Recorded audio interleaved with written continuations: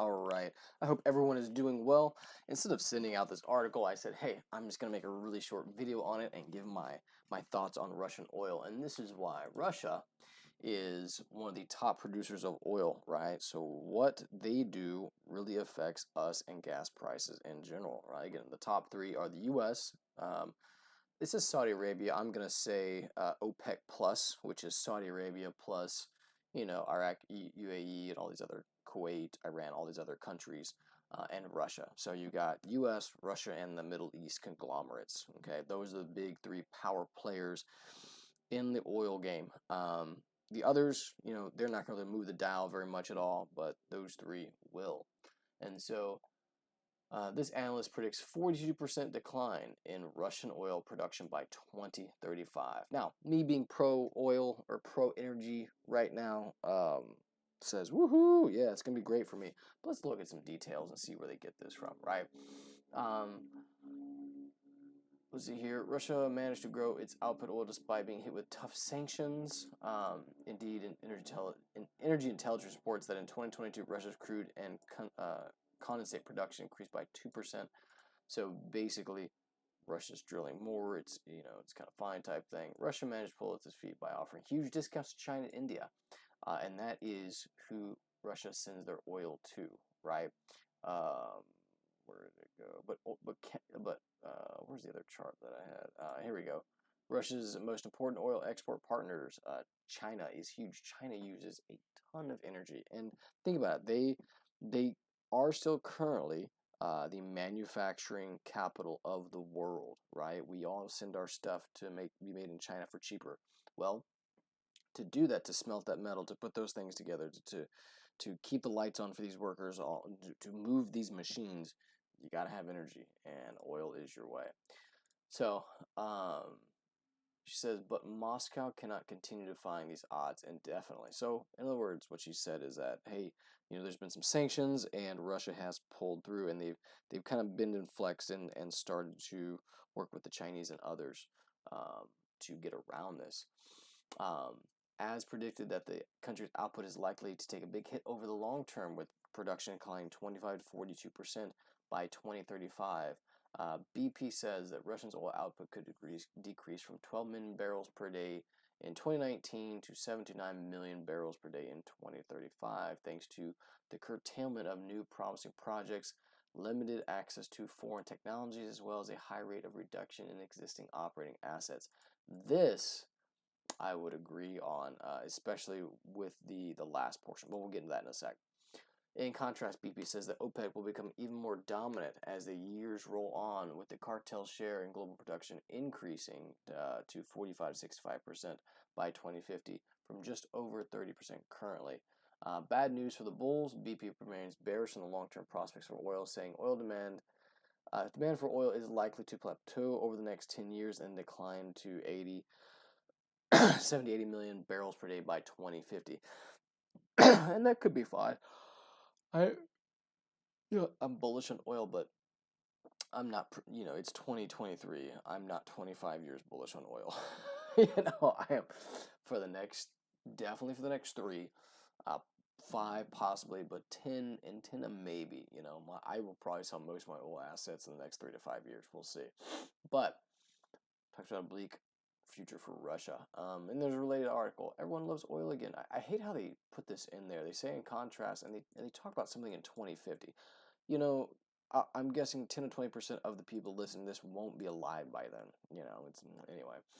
All right, let's go down to, they have budget deficits, etc. Here's another interesting fact on it. So, Russia's economy is expected to contract in the current year, with central bank governor Elvira, I don't know. Anyway, citing worsening trade conditions for the key region. Russia's cash flows are expected to weaken considerably in 2023 as oil and gas sales to Europe plunge. Ukraine's Minister of Economy says that it expects that the EU embargo on Russian oil and petroleum products should cut Russia's profits by at least 50%. We expect the collapse of profits from oil and gas exports to be more than 50%, precisely because of the introduction of the EU embargo on oil and petroleum products and the introduction of price restrictions. Oil and gas accounts for 40 to 60% of the federal budget revenues for Russia. I would say probably more, to be honest, but it's up there. We expect that Russia's revenues will fall below the critical level of 40 billion per quarter. Yulia Severdenko, first deputy prime minister and minister of economy of Ukraine, has said she has expressed hope that plunging profits will make it more difficult for Russia to continue waging an expensive war, Meanwhile, the Russian ruble has finally caved in, slumping past $70 per US dollar in more than a 7-month low, courtesy of plunging crude oil prices, as well as fears that sanctions on Russian oil could hit the economy's export revenue. Reuters reports Russian equities have also taken a hit, with a dollar-denominated RST index finishing in the red last year. So let's look at the dollar to the Russian ruble. This is how many. This is on a 5-year chart. This is how many Russian rubles $1 can buy. As you can see, it hovers around 70 for the longest for most of 2020, right? In 2021. In 2020, our dollar was a bit stronger, so we would buy. That doesn't actually make sense. Never mind. I guess this makes sense. So in 2020, the dollar was stronger, but so was the ruble, and the ruble weakened quite a bit in 2021 because everybody was giving easy money stimulus mugs. And then when they declared war and the sanctions came down in early 2022, the ruble plummeted, and that's why you can buy so much more with dollars. And then it came back, and now it's up back around $70, $73. So it kind of regained its strength from 2021. That's where it's at right now. So I don't know if I would agree with that as much.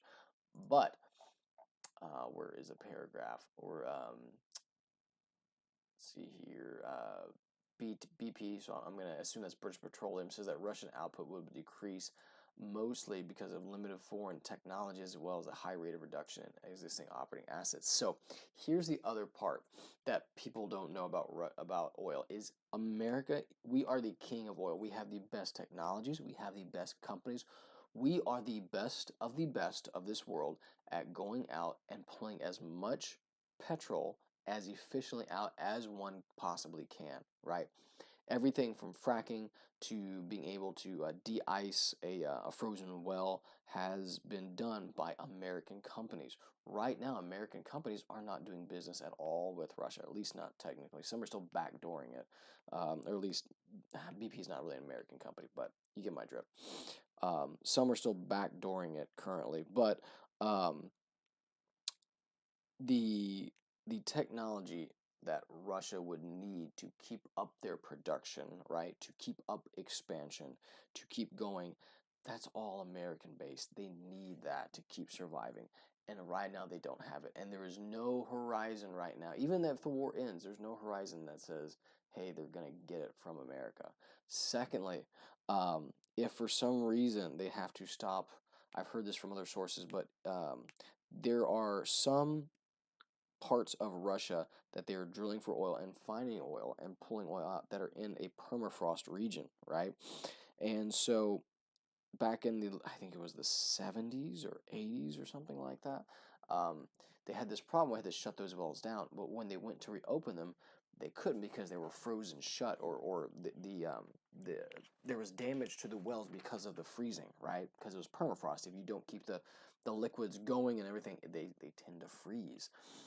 And Russia could not do, the Russian companies, the government couldn't do anything about this. So what they did is they brought American oil and gas companies over to help them basically fix the drilling sites and the wells in these permafrost locations. Well, if that happens now, they're not going to get that help. That means those wells are done and gone and not producing. And that means the pricing of oil is going to go up and stay up higher. So that's my take on this article. Again, another related one is everybody loves oil again. She basically goes into, here we go, the reopening of the Chinese economy and hopes that the world can avoid a recession have spurred traders to buy oil and oil futures at the fastest pace since 2020. The bulk of the purchase was in crude oil futures. News that the Fed is slowing down with its efforts to tame inflation could further boost oil prices, right? So, anyhow, I am really bullish on oil for the next definitely 3, possibly 5 years, maybe even 10. We'll see how that goes. And I know the oil companies are definitely bullish on oil for the next 5 to 10 years, right? So, my name is James. If you have any questions about this or just like it, please hit like and subscribe. I'm going to try and do some more real estate stuff when I grab time. One of the things I need to update everyone about is about interest rates and lending and how that has changed. Because as real estate investors, that's a huge, huge part of our business. So with that, I'll let you go. I'll see you on the side.